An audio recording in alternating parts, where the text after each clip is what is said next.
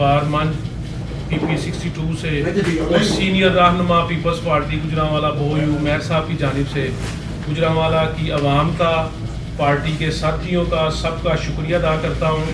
मैं अल्लाह रब्बुल इज़्ज़त की ज़ात का भी शुक्रिया अदा करता हूँ कि गुजरांवाला में चेयरमैन साहब तशरीफ़ लाए, एक वर्कर कन्वेंशन जो एक जलसे की सूरत इख्तियार कर गया था उससे खिताब किया और एक कामयाब प्रोग्राम बड़े पुरअमन तरीके से हो गया। और ये आने वाले इलेक्शंस के लिए एक इंशाल्लाह संगे मील साबित होगा।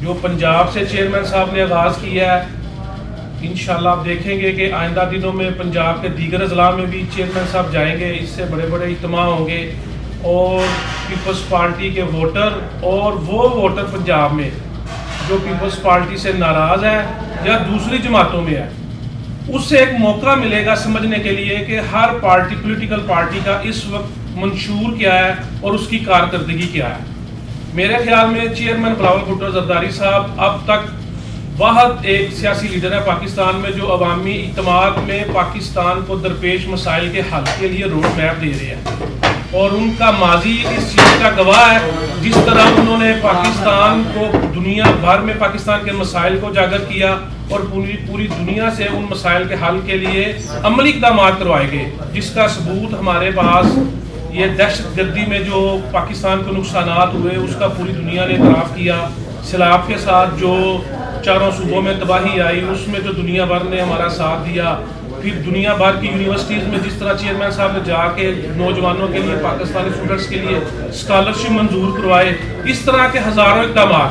तो इंशाल्लाह जब वो अवाम की ताकत से, लोगों के वोट से वज़ीर आज़म इंशाल्लाह बनेंगे, वो फिर पूरे पाकिस्तान में इंशाल्लाह दीगर भी जितने भी मसाइल हैं उसके हल में इंशाल्लाह मरकज़ी किरदार अदा करेंगे और पाकिस्तान को तरक्की की मंजिल पे गामज़न करेंगे। हमारा आज का मकसद इस कामयाब वर्कर कन्वेंशन पे अवाम का शुक्रिया अदा करना है और मैं अपने सब दोस्तों साथियों को मुबारकबाद देता हूँ। और हम आइंदा इलेक्शन में एक गुजरांवाला में बड़े जलसे की तैयारी कर रहे हैं। बहुत जल्द इंशाल्लाह चेयरमैन साहब दोबारा गुजरात तशरीफ लाएंगे और एक बहुत बड़े अवामी इज्तिमा से खिताब करेंगे। बिस्मिल्लाहिर्रहमानिर्रहीम। सबसे पहले तो मैं अपने सहाफ़ी भाइयों का बेहद मशकूर हूँ जिन्होंने आज हमें बातचीत करने का मौका दिया। तो 12 दिसंबर के हवाले से जो वर्कर कन्वेंशन है, हमारी एक्सपेक्टेशन से बहुत अच्छा कन्वेंशन था। आप कन्वेंशन तो नहीं, आप इसको जलसा कह सकते हैं, था कन्वेंशन, लेकिन जलसे में जो है वो कन्वर्ट हो गया।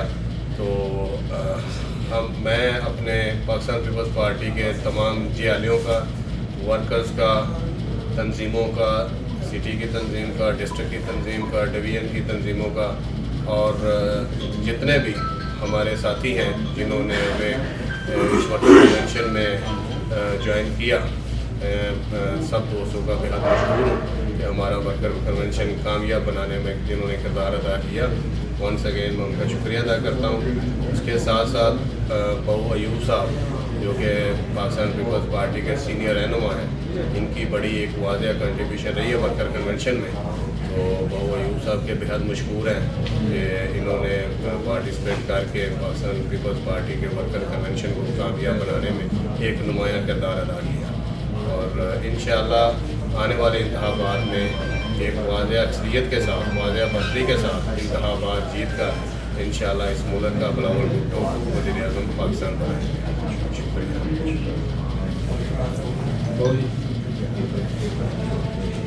बिस्मिल्लाहिर्रहमानिर्रहीम। अस्सलाम वालेकुम। अज का साडा प्रोग्राम जिहड़ा है ये सिर्फ साफियां का भी शुक्रिया अदा करने वास्ते ते सारे जिन्ने वर्कर भाई सन साडे जिहड़े नाल टुरे ने, जिहड़े महल्लेदार आए ने, सारे जिहड़े उन्हां दा भी असीं शुक्रिया अदा करना चाहते हैं। ते खास करके इन्हां सारे भाइयों वास्ते असीं ये साडे भाई नवीन साहब ने इन्हां बड़ा तामन कीता, साडे सारे भाइयों ने बड़ा तामन कीता, साडा कामयाब शो है। इंशाअल्लाह बिलावल साहब दोबारा होंगे, इंशाअल्लाह ताला उन्हां दा भरपूर तरीके नाल होर इस्तेमाल किया जाएगा।